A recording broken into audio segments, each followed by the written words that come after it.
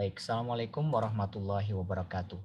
Pada kesempatan kali ini kita akan mempelajari tentang sejarah. Ya, sejarah merupakan subbagian dari ilmu pengetahuan sosial. Kenapa kita perlu mempelajari ini? Karena peninggalan yang luar biasa banyak menunjukkan betapa ragamnya atau banyak cirinya atau banyak macamnya kerajaan-kerajaan yang berada di Indonesia.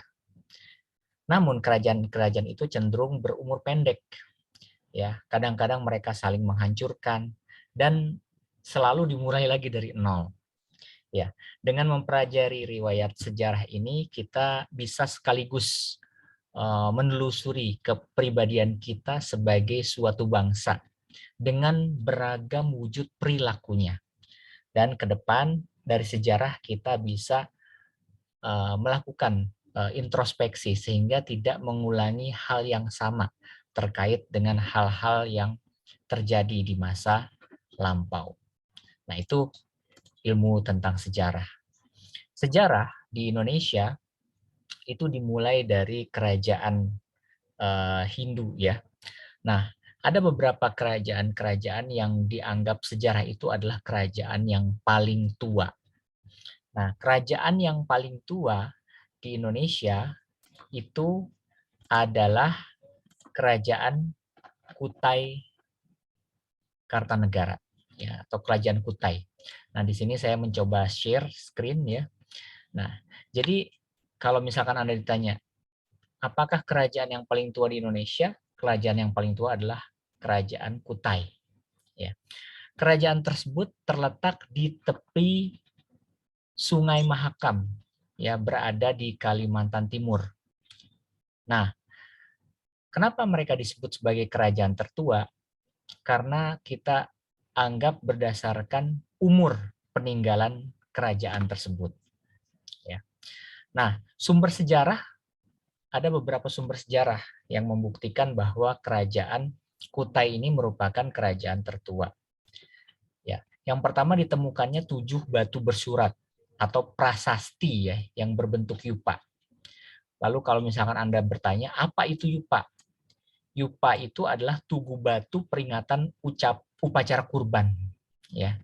Nah, tugu ini biasanya digunakan sebagai tiang untuk menambatkan hewan yang akan dikurbankan tersebut. Nah, jenis huruf yang tertera pada yupa tersebut disebut sebagai huruf Palawa. Ya. Sementara bahasa yang digunakan itu adalah bahasa Sanskerta. Nah, kita tahu bahwa huruf dan bahasa tersebut itu berasal dari India. Nah, berarti Yupa Kutai merupakan bukti tertulis pertama yang menunjukkan pengaruh Hindu di Indonesia. Jadi Kutai ini adalah kerajaan Hindu di Indonesia. Nah, biasanya Yupa-Yupa ini tidak berangka tahun. Ya, penentuan umurnya berdasarkan bentuk tulisan yang dipakai yang ditemukan pada Yupa tersebut. Nah, diperkirakan bahwa prasasti itu berasal dari abad ke-5 Masehi. Nah, itu baru diperkirakan. Abad ke-5 Masehi. Nah, kemudian, jadi pada saat kita mempelajari sejarah Kutai, itu menunjukkan bahwa kerajaan ini adalah bercorak Hindu. Nah, sebenarnya ada beberapa informasi tentang sejarah Kutai ini. Kalau misalkan ditanya, siapakah raja pertama yang memerintahkan Kutai? Raja yang pertama memerintahkan Kutai namanya adalah Kedungga. Namun itu jelas bukan nama Hindu, melainkan nama Indonesia asli. Nah, Raja Kudungga ini memiliki putra. Jadi si Kudungga ini memiliki putra di bawahnya yang bernama Aswawarman. Nah, ditemukan dalam satu prasasti bahwa Aswawarman itu disebut sebagai Famsakarta. Artinya pembentuk keluarga atau pembentuk dinasti.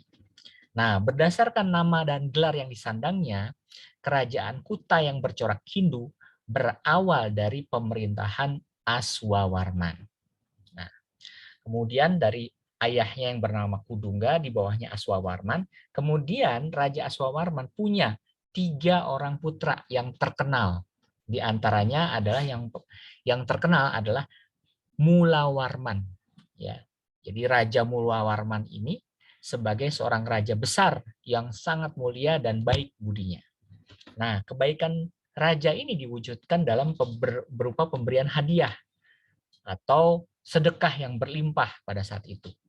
Nah, untuk memperingati kemurahan raja itu, kemudian beberapa tokoh agama saat itu mendirikan yupa untuk mengenang Raja Mulawarman tersebut.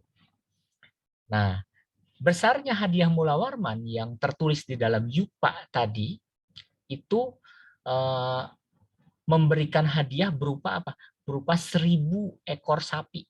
Jadi mensedekahkan 1.000 ekor sapi gitu Raja Mulawarman tersebut.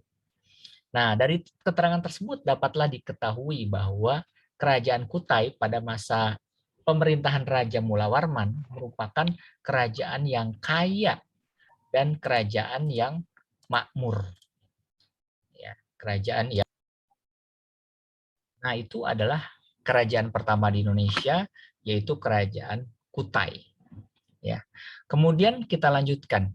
Jadi kerajaan Kutai ini berlatar belakangnya adalah Hindu. Nah, kemudian kita lanjutkan kerajaan kedua yang ada di Indonesia, yaitu Kerajaan Tarumanegara. Ya. Nah, hampir bersamaan waktunya dengan Kerajaan Kutai itu sama sekitar abad ke-5. Nah, di daerah Jawa Barat terdapat sebuah kerajaan yang bernama Tarumanegara. Jadi kalau tadi ada di Kalimantan Timur, Kutai itu, tetapi kalau di Jawa Barat itu ada yang namanya Tarumanegara atau disebut sebagai Kerajaan Taruma. Nah, jadi kata Taruma ini mungkin ada hubungannya dengan kata tarum yang berarti nira. Jadi di Jawa Barat ini banyak ditemukan pohon nira. Nah, nama raja yang memerintah pada saat itu agak mirip-mirip ya. Kalau tadi Mulawarman, nama yang memerintah pada saat itu namanya adalah Purnawarman. Ya, jadi raja yang memerintahnya itu namanya adalah Purnawarman. Mungkin Purnawarman itu orang asli Indonesia. Ya, kenapa? Karena menggunakan nama Sansakerta. Ya. Dapat kita simpulkan bahwa pengaruh kebudayaan Hindu sudah masuk ke Pulau Jawa itu sekitar abad ke-5 Masehi. Nah, lalu apa saja bukti bahwa ada kerajaan tersebut di Jawa Barat?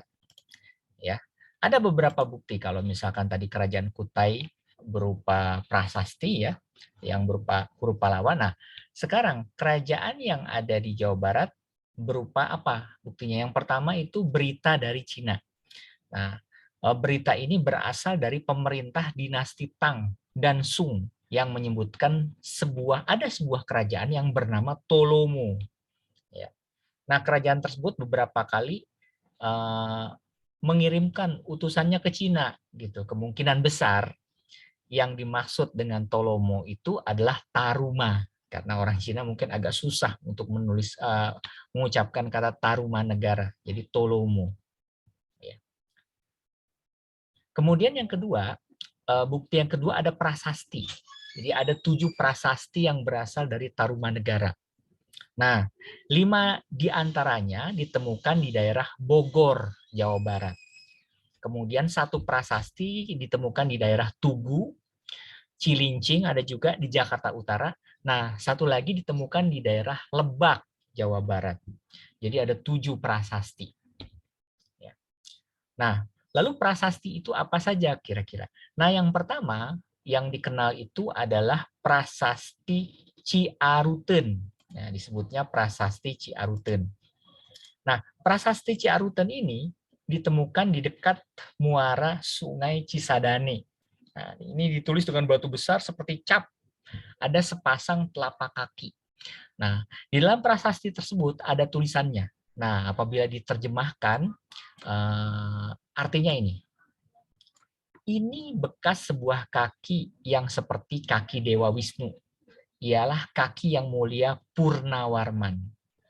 Ya, Raja Negeri Taruma yang gagah berani di dunia. Jadi tulisannya seperti itu.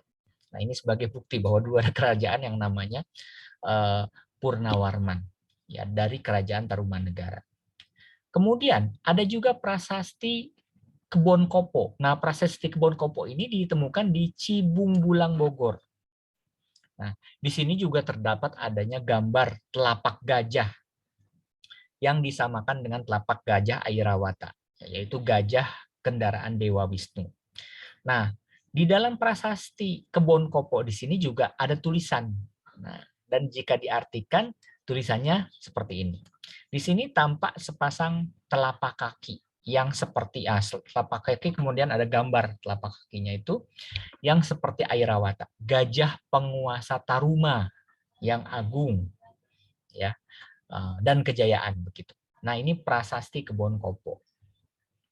Kemudian ada juga isi prasasti tidak bisa dibaca selengkapnya karena ada bagian tulisan yang sudah usang, ya. Jadi bukan using, yang sudah usang. Oke. Nah, kemudian ada yang namanya prasasti Jambu. Nah, prasasti Jambu ini, oh ya, di sini ada gambar. Ini ada prasasti Ciaruten, peninggalan Tarumanagara. Di situ terlihat ada cap telapak kaki pada batu melambangkan kebesaran Purnawarman. Entah bagaimana ya dia bisa membubuhkan capnya di batu, ya, yang keras. Nah, prasasti Jambu ini ditemukan di Bukit Kolengkak, ya, termasuk perkebunan jambu. Jadi ada perkebunan jambu, makanya dinamai prasasti Jambu. Kira-kira 30 km dari Bogor. Nah, prasasti ini isinya berisi sanjungan, ya, terhadap kebesaran, kegagahan, dan keberanian Raja Purnawarman, raja dari Tarumanegara. Nah, kemudian ada lagi yang namanya prasasti Tugu. Nah, prasasti ini sesuai dengan namanya ditemukan di Desa Tugu. Di mana? Di Cilincing, ada di Jakarta Utara. Ya, jadi prasasti ini merupakan prasasti Tarumanegara yang terpanjang dan terpenting. Jadi isinya antara lain tentang penggalian sebuah saluran sepanjang 6.112 tumbak. Jadi 6.112 tumbak ini lebih kurang 11 km yang bernama Gomati. Ya, penggalian ini dilakukan pada tahun ke-22 pemerintahan Raja Purnawarman dan diselesaikan dalam waktu 21 hari. Nah, kemudian setelah selesai pembangunannya, adakan selamatan. Ya, Raja memberikan hadiah, yaitu berupa 1.000 ekor sapi, ya, kepada para Brahmana waktu itu. Nah, jadi ini adalah kerajaan Hindu, ya. Jadi yang pertama itu adalah Kutai yang ada di Kalimantan Timur, yang kedua itu adalah kerajaan Tarumanegara yang ada di Jawa Barat. Nah, lalu ada 2 prasasti lagi, yaitu prasasti Pasir Awi dan prasasti Muara Cianten. Nah, prasasti ini ditulis dengan huruf ikal dan belum dapat dibaca sampai sekarang. Kemudian yang terakhir itu adalah prasasti Lebak. Ya. Nah, prasasti Lebak ini ditemukan pada tahun 47. Ya. Jadi di dalam prasasti Lebak ini corak tulisannya mirip dengan tulisan pada prasasti Tugu. Jadi bukti adanya kerajaan Tarumanegara itu ditunjukkan oleh yang pertama berita dari Cina, kemudian yang kedua prasasti. Prasastinya itu ada berapa? Ada 7. Ya. Yang pertama prasasti Ciaruten, kemudian yang kedua prasasti Kebon Kopo, kemudian yang ketiga prasasti Jambu, kemudian yang keempat prasasti Tugu, kemudian ada prasasti Pasir Awi, kemudian ada prasasti Muara Ciaten, kemudian yang terakhir adalah prasasti Lebak. Ada 7 prasasti yang membuktikan bahwa adanya kerajaan Tarumanegara tersebut. Nah, kita sudah mempelajari 2 kerajaan. Yang pertama kerajaan dari Kutai, yang kedua kerajaan Tarumanegara. Nah, kita masuki kerajaan yang ketiga, yaitu kerajaan Mataram Lama. Nah, kerajaan Mataram Lama ini atau kerajaan Mataram kuno merupakan salah satu kerajaan tertua di Indonesia, ya, salah satunya tadi.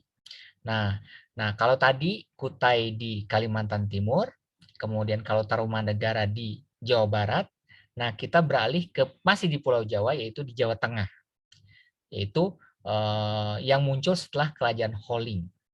Ya. Jadi ibu kota kerajaan Mataram Lama itu namanya adalah Medang Kaulan. Ya. Dengan raja pertama dari Mataram Lama itu adalah Sanjaya. Ya, gelarnya itu adalah Rakai Mataram Sang Ratu Sanjaya. Nah, kerajaan Mataram Lama ini dari mana buktinya? Ya, nah, kerajaan Mataram ini bukti keberadaannya berdasarkan prasasti, ya, yang namanya Prasasti Canggal, yang berangka tahun 732 Masehi. Nah, lalu apa latar belakang kerajaan ini? Kerajaan ini Nah, di dalam prasasti ini merupakan bagian dari bangunan Linggayoni yang merupakan tempat pemujaan umat Hindu. Ya, berarti agama atau kerajaan Mataram Lama itu adalah berlatar belakang Hindu. Nah, saya akan share lagi terkait dengan kerajaan ini. Nah, sumber sejarah lainnya adalah ada juga yang namanya Prasasti Kalasan 778 Masehi. Kemudian ada Prasasti Karangtengah 8.224 Masehi dan Prasasti Argapura 863 Masehi. Nah, di dalam Prasasti Kalasan itu ada info terkait dengan dinasti Sanjaya, ya, Raja Mataram Lama tadi, Mataram kuno. Ke utara oleh kedatangan dinasti Sailendra. Kemudian di Prasasti Karang Tengah itu berkisah tentang Samarotungga dan Pramoda Wardani dari dinasti Shailendra. Ya. Nah, kemudian ada Prasasti Argapura yang menginformasikan pemerintah Kayuwangi, Dyah Lokapala, dan dinasti Sanjaya. Nah, ketiga prasasti ini adalah bukti bahwa adanya kerajaan Mataram Lama. Nah, di dalam gambar di sini Anda melihat reruntuhan bangunan pemujaan Siwa di Gunung Wukir saat ini. Nah, bangunan peninggalan dinasti Sanjaya tersebut berupa Linggayoni. Ya, jadi ini sebagai bukti yang masih bisa kita lihat sampai saat ini. Nah, kemudian sistem pemerintahan. Jadi kita masuk ke kerajaan Mataram Lama. Jadi yang pertama kali memerintah di kerajaan Mataram Lama itu adalah Sanjaya. Jadi yang pertama kali itu adalah Sanjaya. Ya, dari mana kita tahu? Dari Prasasti Canggal, ya, bahwa Raja Sanjaya mendirikan sebuah Linggayoni. Linggayoni itu yang tadi Anda lihat gambarnya, ya. Nah, jadi ini mendirikan sebuah Linggayoni, ya. Nah, si Sanjaya ini, nah Linggayoni itu ada di mana? Di Desa Canggal, Gunung Wukir, Jawa Tengah. Untuk apa dia meninggikan Linggayoni itu? Sebagai ungkapan bakti kepada Dewa Siwa, sekaligus sebagai lambang kesuburan dan kemakmuran. Makanya dia membangun itu. Nah, berarti kita bisa kesimpulkan bahwa Raja Sanjaya beserta rakyatnya pada saat itu adalah pemeluk agama Hindu. Nah, tetapi sebelum Sanjaya, raja yang memerintahkan Mataram Lama bernama Sanna. Jadi sebelum Raja Sanjaya ini yang bernama Sanna.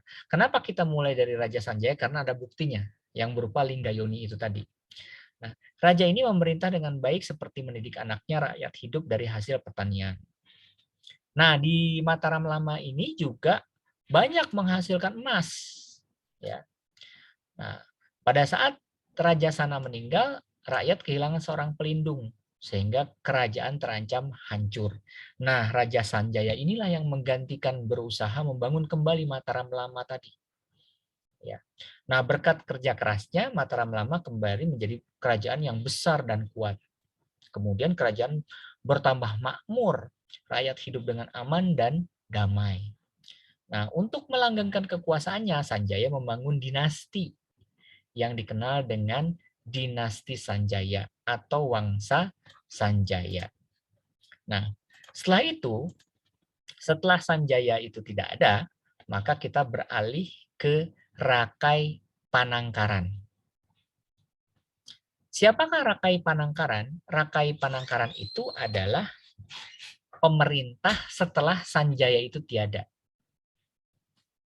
Ya, Rakai Panangkaran itu. Jadi sumber penting mengenai Rakai Panangkaran terdapat dalam prasasti Kalasan yang berangka tahun 778 Masehi. Nah, prasasti Kalasan ini sampai sekarang kita masih bisa lihat, ya. Lalu seperti apa? Makanya Anda mungkin mengenal sebuah candi namanya Candi Kalasan, ya. Nah, bentuknya seperti ini. Yang dibangun semasa pemerintahan Rakai Panangkaran. Nah, cuman di sini prasasti ini menyebutkan bahwa para rahib Buddha meminta izin para raja untuk mendirikan satu bangunan pemuja Dewi Tara. Nah, raja mengabulkan permintaan itu dengan menghadiahkan desa Kalasan. Nah, bangunan ini didirikan di atas desa Kalasan. Nah, sampai sekarang dikenal sebagai Candi Kalasan. Nah, pada saat pemerintahan kerajaan Rakai Panangkaran ini, Mataram Lama berada di bawah pengaruh kerajaan Syailendra. Jadi Rakai Panangkara menjadi semacam raja bawahan lah begitu. Ya, kerajaan Syailendra mencapai puncak kejayaan pada masa pemerintahan Indra Samarotungga, berbeda dengan Mataram Lama. Nah, jadi kerajaan Syailendra ini bercorak Buddha. Nah, jadi Candi Kalasan ini itu adalah candi Buddha, ya, karena berada di bawah Syailendra. Nah, walaupun demikian tidak terjadi perseturuan tuh pada zaman itu antara dinasti Sanjaya yang merupakan keturunan dari Sanjaya terhadap dinasti Syailendra. Jadi dinasti Sanjaya itu adalah Hindu ya. Kalau dinasti Syailendra ini adalah Buddha. Nah, kemudian yang kedua itu masa Rakai Panangkaran. Jadi yang pertama Raja Mataram Lama itu adalah Sanjaya, yang kedua Rakai Panangkaran, kemudian kita masuk yang ketiga yaitu Rakai Pikatan. Ya. Nah, setelah lama berada di bawah pengaruh Syailendra, Mataram Lama kembali bangkit semasa pemerintahan Rakai Pikatan. Kebangkitan ini diawali oleh pemerintah bersama keluarga Sanjaya dan Syailendra melalui pernikahan. Ya, jadi Rakai Pikatan ini kan keturunannya Sanjaya menikah dengan Pramodawardhani, keturunannya Syailendra. Ya, jadi Sanjaya yang berlatar belakang Hindu menikah dengan Syailendra yang berlatar belakang Buddha. Nah, pemerintah bersama melalui perkawinan ini tidak berlangsung mulus begitu saja ya. Jadi sejarah tuh. Sebelumnya Syailendra diperintah oleh Balaputra Dewa. Nah, Rakai Pikatan memanfaatkan kesempatan perkawinan itu untuk merebut tahta Syailendra. Ya, jadi ia menekan istrinya tuh yang merupakan keturunan Syailendra untuk menuntut hak tahta Syailendra. Kemudian terjadilah perang keluarga, perang saudara. Ya. Kemudian Balaputra Dewa terdesak dan melarikan diri ke Sumatera. Nah, pemerintah gabungan Sanjaya dan Syailendra menjadi lambang persatuan dua corak kebudayaan yang berbeda, yaitu kebudayaan Hindu dan kebudayaan Buddha.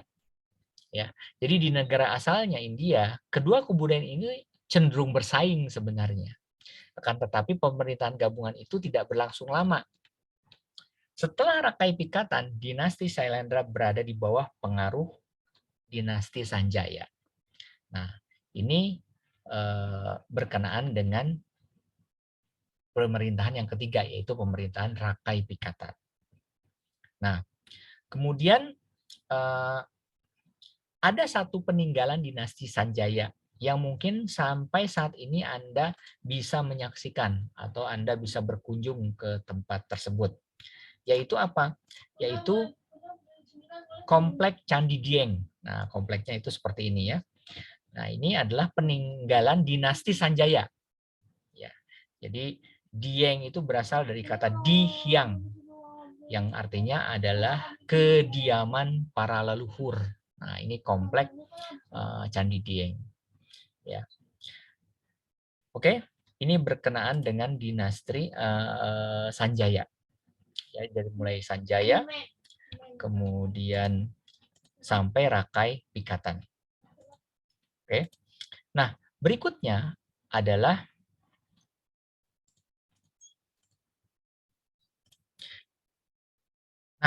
jadi Rakai Pikatan itu adalah kerajaan yang turunan ketiga ya. Nah, berikutnya setelah Rakai Pikatan siapa yang berkuasa di kerajaan Mataram Lama tersebut? Ada yang namanya Raja Dyah Balitung. Ya. Nah, Raja Dyah Balitung ini naik tahta pada saat si Rakai Pikatan ini kan pengaruhnya udah mulai turun nih, ya semakin tua, sehingga kerajaan itu biasanya terpecah belah, ya akibat persaingan, perebutan tahta dan lain sebagainya lah. Kalau zaman sekarang mungkin perebutan warisan semacam itulah. Nah, muncullah raja yang bernama Dyah Balitung. Nah, berkat terjerih payahnya, Mataram Lama kembali dapat dipersatukan. Ya, tadi sempat pecah itu, menjadi kuat. Nah, kemudian yang tadinya kerajaan Mataram Lama ini hanya Jawa Tengah, dia berekspansi, memperluas kawasannya ke Jawa Timur. Nah, pada saat zaman kerajaan Dyah Balitung ini menghasilkan banyak prasasti. Jadi prasasti yang terpenting adalah prasasti Mantiasih. Ya, apa itu prasasti Mantiasih? Mantiasih itu yang memuat silsilah raja-raja dari dinasti Sanjaya sampai masa pemerintahan Dyah Balitung. Ya. Nah, berdasarkan prasasti itu, raja-raja yang memerintah Mataram Lama sebelum Balitung, yang pertama, tadi saya sudah jelaskan, yaitu Sanjaya, kemudian Rakai Panangkarang, yang kedua, kemudian ada sih beberapa keturunan setelah Rakai Panangkaran yang tadi saya tidak bahas, yaitu Warak, kemudian setelah Rakai Panangkaran Warak, kemudian Garung, kemudian Rakai Pikatan, ya, kemudian Kayuwangi. Nah, kemudian baru Dyah Balitung. Nah, apa nasibnya setelah Dyah Balitung? Nah, setelah Dyah Balitung wafat, itu raja diperintah oleh, ya Dyah Balitung ini yang ketujuh nih kira-kira. Kemudian Dyah Balitung diperintah oleh Daksa, Tulodong, Wawa, Empu Sendok. Ya, yang terakhir itu adalah Empu Sendok. Nah, ketika itu secara beruntun Mataram Lama mendapat ancaman serangan dari Sriwijaya. Nah, jadi ada kerajaan Sriwijaya. Nah, keadaan menjadi semakin parah dengan munculnya bencana alam dan wabah penyakit. Melihat suasana kerajaan yang tidak aman, mendorong Empu Sinduk untuk memindahkan pusat pemerintahan ke Jawa Timur. Ya, jadi nah peristiwa ini menandai berakhirnya kerajaan Mataram Lama dan dinasti Sanjaya. Sekaligus dimulainya kerajaan yang baru yang namanya Kerajaan Medang Kamulan dan dinasti Isana. Ya, jadi Empu Sindok ini adalah akhir dari kerajaan Mataram Lama. Ya, atau kerajaan dinasti keturunan dari Sanjaya. Karena raja pertama itu Sanjaya, kemudian terus sampai Empu Sindok. Akhirnya karena pindah ke Jawa Timur, di Jawa Timur ada yang namanya Kerajaan Medang Kamulan. Ya, dinastinya itu adalah dinasti Isana. Baik, inilah terkait dengan edisi ya sejarah kerajaan tertua di Indonesia untuk part 1. Nanti saya gabungkan untuk berkisah tentang kerajaan Medang Kamulan untuk part 2.